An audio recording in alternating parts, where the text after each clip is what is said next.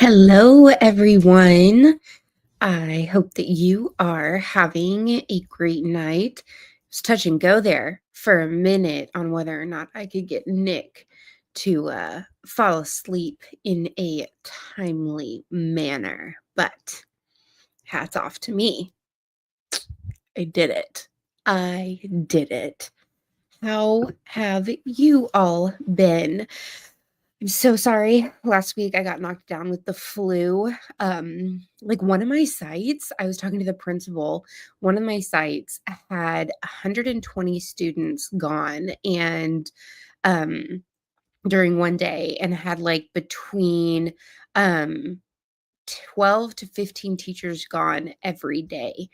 Like we got hit hardcore. And it doesn't help that I have 10 schools and like today, I am hoping because I taught second grade today at one of my sites.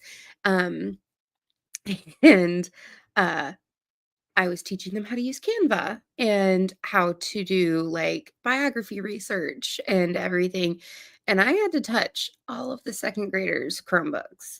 And you know, those little second graders have little atomic bombs of germs all over their hands. So here's hoping that I don't have Germageddon again and in like the next 4 or 5 days get sick again because I can't. I can't afford to do that. Um, didn't read this month, but here for support. Hi, Renee. Nice to see you. I know it feels like it's been since last year that we have all talked. Did a little New Year's humor for you there. Um, there are so many new people as well that have come on. To quote Sir John, my spidey senses are tingling. Yes, very much so. So good to see you, Gary. Um, I am so excited. Gary, did you see that they posted that the Ashland Mystery Festival is getting like started up? I'm very excited. Donna didn't read it either, but I did read it before.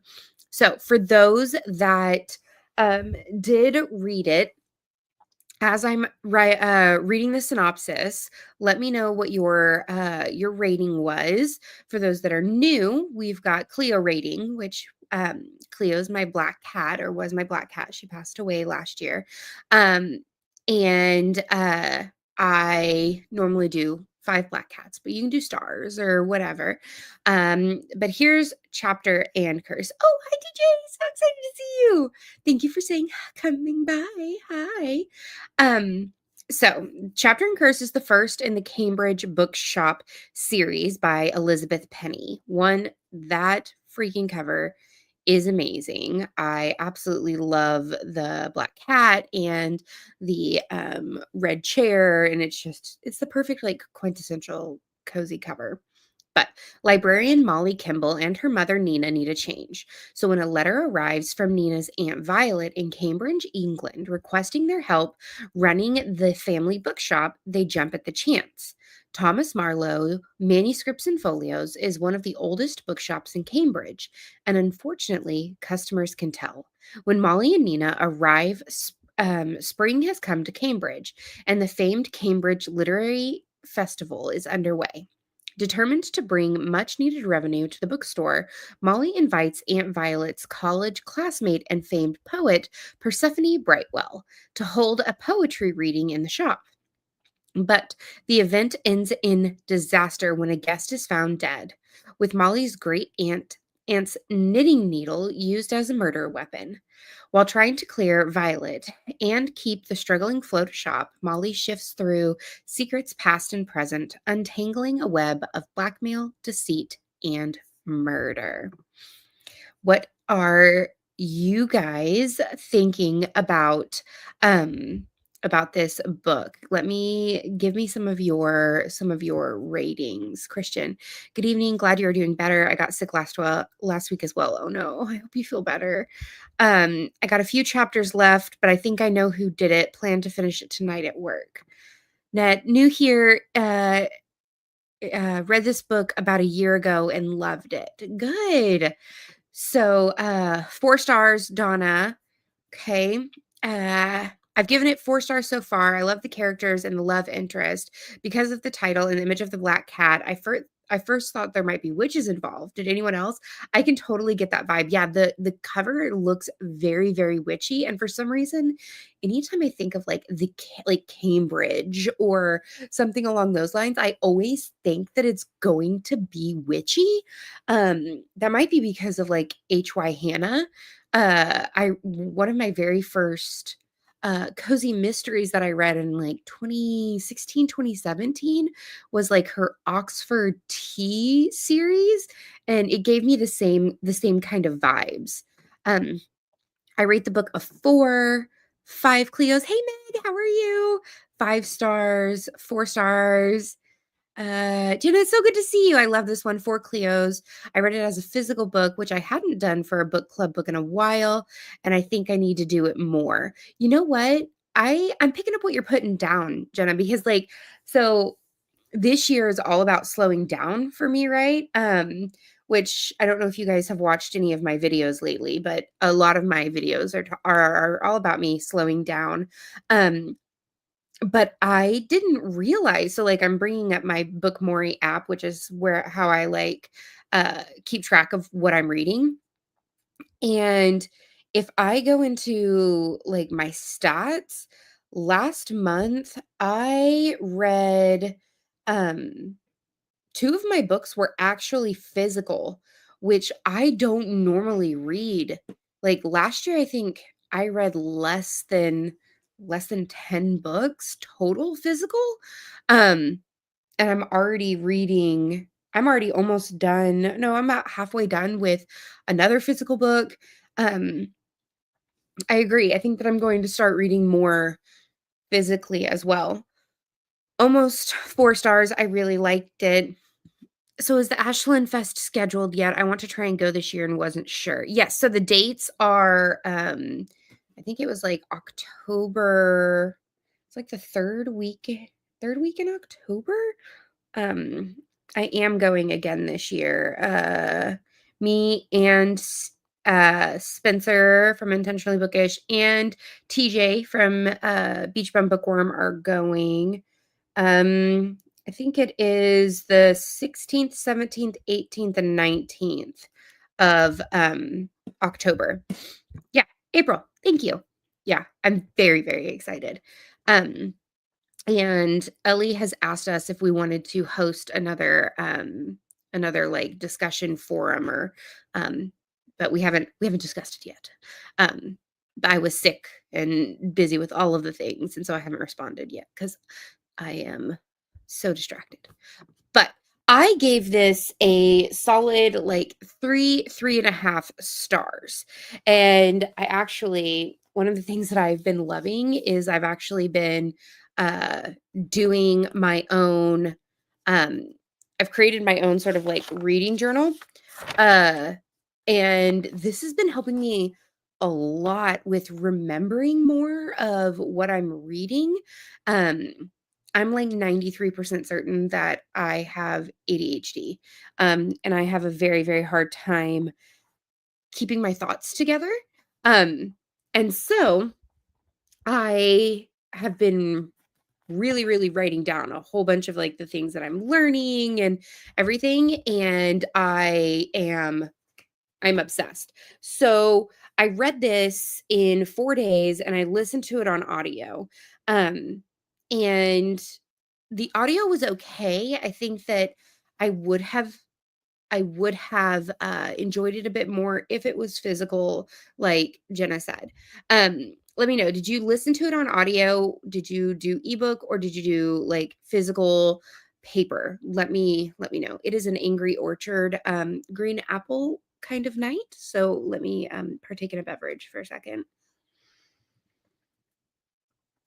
But so overall, I thought this book was good. A solid first book in a cozy mystery series. I love the idea of the main character being from America and she's moving to England with her English mother to help her great aunt. One, I freaking love, like, being an American. And I have actually been to Cambridge and I've actually, like, I I was lucky enough to spend 3 weeks, 1 week in England, 1 week in Ireland, and 1 week in Scotland when, in, like, my early well, I was about 23, um, and I absolutely loved it. So, being able to picture a lot of the things in this book was fantastic. Like, I was able to really, see everything that was going on in the book. Um, and so I think that one of the things that Elizabeth Penny did really well was the descriptions of like the school and just everything that was going on. So I really, really, really enjoyed that. I love my reading journal. I don't find myself using digital catalogs like Goodreads. Something about a physical notebook feels so right. I agree. Like I just feel like I love my book Maury because I like updating it with like, "Oh, I did read that day, I did read that day." But when it comes to actually writing down what I'm doing, this has just been it's just been so much fun to be able to do, and, like, I love it. Um, Diva, I listened to it mainly on audio. For some reason, it was hard for me to get into reading the book. See? Good to know. Ebook with my reading journal for notes, beautiful. Physical book, I work online, so no ebooks, screened out. Totally get that. I have 3 screens, like, including my laptop at work, I then have 2 screens on top of that, so I'm 3 screened all day, and so that's why I listen to audiobooks, um, and I've been doing mostly physical books when, I am picking something up. I feel that deep in my soul, Meg, deep in my soul. Um, uh April. Originally, I did paper when it came out. December, I listened to the audiobook. I liked both, but enjoyed reacquainting myself with the story via audio. Uh, yes, yes, everybody. If you're not following TJ from Beach Bum Bookworm and you love cozy mysteries, you need to flock to her channel. If you are not already following TJ, like she is absolutely wonderful and amazing. Um, I do use Goodreads, but I'm thinking I'd like to try paper. This is literally one of the easiest things in the whole entire world. Like, it is just a A5 notebook that I bought in bulk off of Amazon. I'm like not even and like this is just a paper clip that looks like a little envelope. But I ripped up a magazine and pasted something there, and then, like, this is just, like, a picture of myself, and then I have a stamp that has the star rating, and then I print out the pictures of the books, and then I just, like, write about what I've read. It's so easy, and then I just, slide it into my little traveler's notebook, and then I have my 3 different, like, notebooks here. Um, and I've been really, really enjoying it. It's been making my tactile learning feelingness so much fun. Um, Audio, I liked the narrator and I loved the story of moving to England. It's a dream to go there someday, but I feel like the mystery wasn't super strong. I've had the same suspect the whole time. Yeah, I can see that. Yes. Oh, thank you. I can't sit still. I have to always constantly be doing something or creating or doing like I will go insane if I don't constantly move. Okay. But so I said this is seriously the perfect setup for a cozy. But what I wish what I wish didn't happen was that the author revealed why Molly's mom Nina left in the first book. So I don't know about you guys, and maybe I heard it wrong, but I it bothered like, I one of my favorite things about cozy mysteries is when there is a really good mystery within a mystery, or, like, someone has a secret and you're following the secret for at least 2 or 3 books, right? Like a story arc throughout the series that you're following along with the protagonist. I freaking love that. It's like catnip to me. And so when we were going through the story and um Molly was trying to figure out why her mom Nina was like, why had she never heard about her family from England? Like, she knew her mom was from England, but why hadn't she ever heard more stories about them? Why didn't she why was she never told about like the reason for the fallout? Why, like, she never got any more information about this other than, she thought that her dad was the reason why she was having these fallout, like, had this big, huge, massive fallout. Um, and so I thought that that was a really good sort of like second plot. And I loved the idea of like these mystery family members like coming into the shop. Um, I thought that that was, I don't know, I just thought that was cool and I really enjoyed it. Um, and so I was super bummed when, as the book went on, we found out that the reason why Nina left was because she was basically considered the outcast. Her mom and her mom was cruel to her and like considered her like the less child.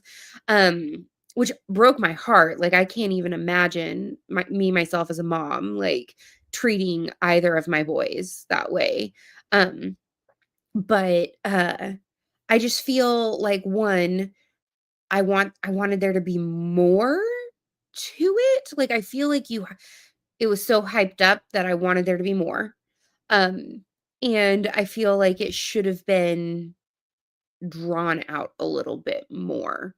Um, for how much it was mentioned in the book, I feel like it should have been drawn out more, or it should have been more, I don't know, of a shock. Maybe I was just being very picky last month because like my overall rating last month I think was not the best. I had 2 5 stars and both of them were rereads, but the rest of them were like 3 stars for me. But so, that was one thing that I was kinda bummed about because I thought that that was, like, a really, really cool, thing that they could have had in the story that they didn't. But I loved all of, like, the side characters. Like, I loved, her aunt's, like, college roommates and, like, friends. Uh I thought that it was cool that, like, the majority of them still sort of stayed in touch, but then I love it when you can sort of go back in time, um, to see how the history was. I think that that's a really cool concept, and to pull, um, our main character back in time through journal entries, that was really, really cool. I absolutely loved that. I loved the fact that we had a previous murder or a previous death, um, and we had a current death. Um, for me, the cold case of Joan Watson in college was the second mystery. I agree. I agree. So you're 100% right, Gary. I think what I meant by Nina's backstory is that I feel like it should have gone more into a mystery, like, as the character growth arc, because normally in a character growth arc, it lasts 2 or 3 books, or at least that's what, from what I've read of cozy mysteries and from what I've learned from Ellie's writing course, like, that's normally sort of how it is and, like, how it's written. I think maybe the writer felt like she had to explain some things since it was likely that the mom was going to run into family members because of the move. True, true. Again, you guys are probably right, and I'm probably being so nitpicky, and I just need to get over myself. That could also quite certainly be a thing that is happening. Um, I really liked going back in time through the diary entries too. There's just something in about like going back in time with the diary entries. Um, I've written in a journal since I have journals from when I was 8 years old. Like, to know that maybe in 50, 60 years, my grandchildren or my great-grandchildren are going to read my journals and know what, you know, Nana Cora, I would love to be called Nana Cora or Grandma Cora. That would be lovely. Like, was like. I think that that would be really, really cool. Um, the cold case was so obviously a murder. I kind of wish that got picked up earlier in the story. I totally agree. So that was another thing is I feel like I put right here, as for the mystery itself, I called it the moment the killer came on the page. Though I will say that for the murder in the past, that was a shock for me. Overall, I did enjoy the book and the characters, but um I don't think that I would get the next book in the series. Um, but now that I'm thinking about it, maybe I would because this is why I love book club, is you guys are so good. Like, us talking about it makes me rethink things.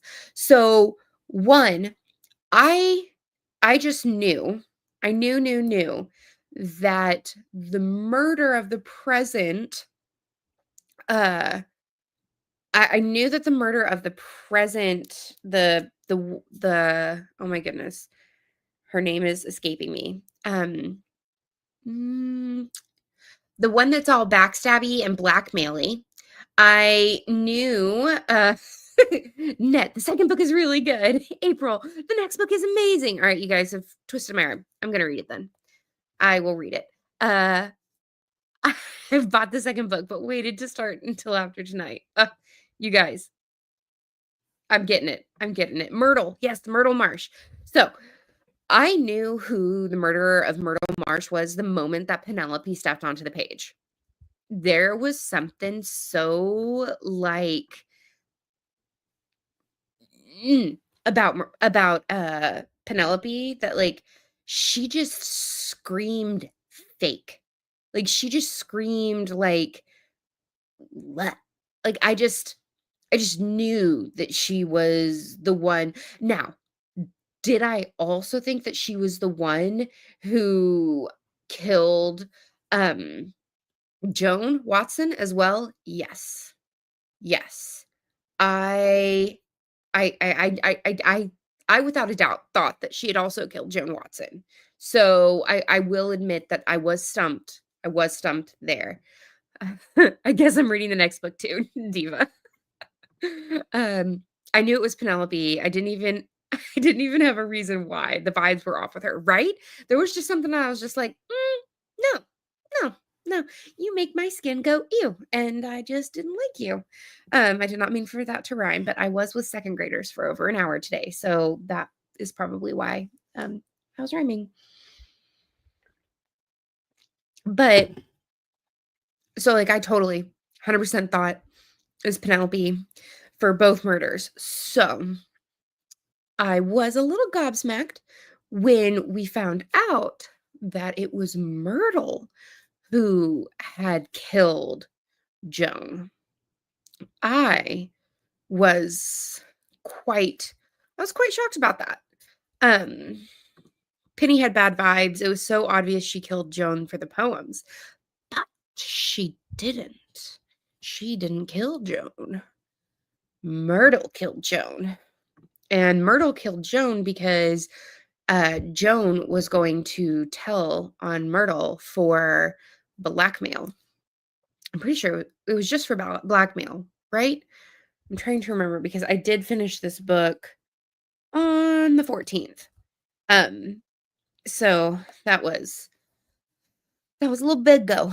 Um, yeah. Uh, the tea. I didn't see that. Yeah. It was just uh I was I was shocked about that. So Um, I also thought that the gondola chase scene, like, who would have thought to have a like gondola water chasing scene like in a cozy mystery? It just that was absolutely hilarious. Oh, yes, it was Joan was going to turn in Myrtle for blackmailing Ruth for being for being lesbian, for being gay, which Myrtle deserved to die. I'll say it. I wish the killer was someone else and the poems were just a red herring. Yeah, yeah. I don't know. Penelope, she deserved what she got. Myrtle deserved what she got. I'm a little harsh right now. Uh, I'm very much justice. Uh, but overall, you guys have twisted my arm. Book 2, it says, let me look at the cover. Book 2. Oh, that's a beautiful cover. Let me see. Let me share my screen with you guys so you guys can also enjoy.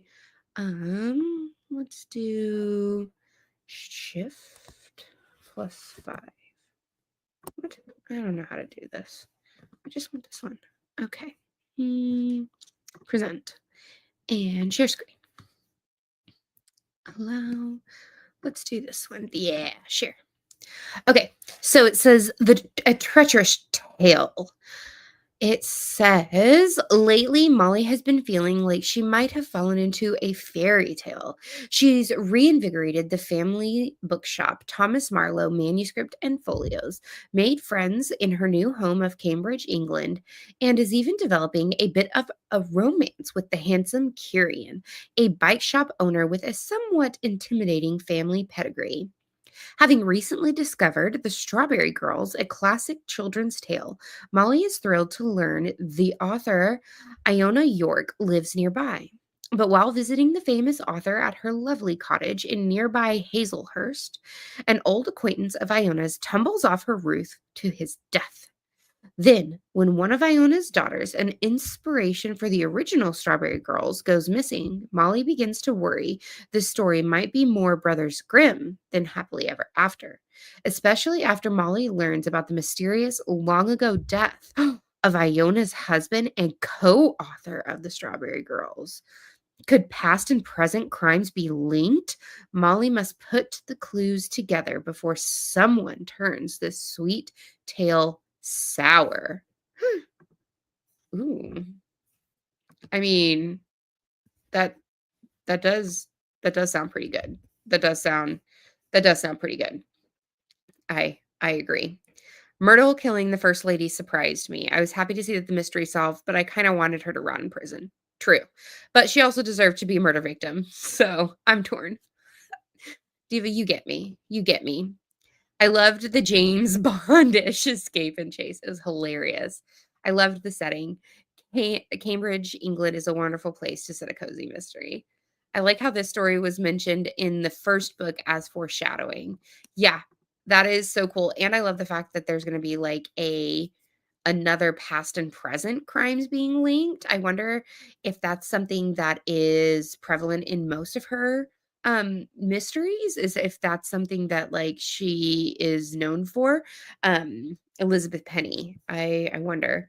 I was a little disappointed at the lack of physical descriptions of the characters. How old is Molly? That's a good question. In my mind, Molly is in like her late 20s, early 30s.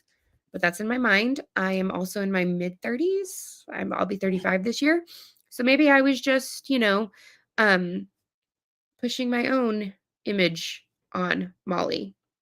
That could also have been a thing that was happening with myself.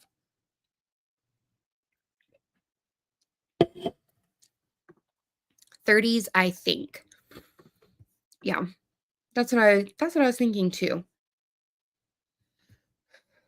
Well, we do have a solid winner for next month's book. It was a choice between, let me get to it. It was a choice between Sweet Masterpiece, Dark Witch and Creamy, and Death by Chocolate Cherry Cheesecake. And the one that won, but with 42%, is Death by Chocolate Cherry Cheesecake. And here is the setup. Life just got a little sweeter in the island or in the island fishing village of Eastport, Maine. Jacobia Jake Tiptree and her best friend Ellie are opening a waterfront bake shop, the Chocolate Moose, where their tasty treats pair perfectly with a salty ocean breeze. But while Jake has moved on from fixing up houses, she still can't resist the urge to snoop into the occasional murder. Jake and Ellie have been through a lot together, from home repair to homicide investigations. So when they decide to open the chocolate themed bakery, they'll figure it'll be a piece of cake. When Ellie's old family recipe luring in the customers, they expect to make plenty of dough this 4th of July weekend. Having family home for the holiday only sweetens the deal for Jake until the ill wind of an early season hurricane blows up her plans. When the storm hits, Jake's grown son Sam is stranded in a Boston bus station, and her husband Wade is stuck on a cargo ship. But as bitter as the storm is, something even more sinister is brewing in the kitchen of the Chocolate Moose, where Health Inspector Matt Muldoon is found murdered. Ellie never made a secret of her distaste for Matt, who had been raining on their parade with bogus talk of health code violations. Now, with no alibi for the night of the murder, she's in a sticky situation with the police, and it's up to Jake to catch the real killer and keep Ellie living in the land of the free. So, that is for um this month in February. We will be meeting, I think it's February 28th is the last Wednesday of February 26th. I lied. February 26th is the last Wednesday of the month, and we will meet over here on the channel at 8 p.m. Central Standard Time, come hell or high water. But yeah, thank you all for coming and hanging out with me tonight and being so um uh flexible with me being sick and everything like that. I like that the books that February's book is a sequel series. Jake is from Home Repair is Homicide series. I was wondering, but I have never read Home Repair is Homicide, but that sounds interesting. So that's good to know. I was wondering if I was missing something, but I hope that it's okay that I haven't read that. The cover just looked absolutely perfect for like February and sweets and chocolate themed kind of vibes that we were going for February. At least that's how I was thinking. But I think I'm going to call it a night. I'm gonna grab my book. I'm reading The Curse of the Spellmans. It is a hilarious series that I think started in like I think in the 90s, and it is just it's so good. I'm loving it so much. Um you don't need to know anything for this. Different parts of her life. Love it. Good. Um but thank you all so much for stopping by, and I hope that you enjoy February's book club pick. If you are a part of the Patreon, I have posted some the bookmark for this month and different things over there that you guys can go and check out. But yeah, I will see you all over on Instagram and in my YouTube video comments and stuff. But until our book club on February 26th. But have a good night, everyone. Bye. Good night.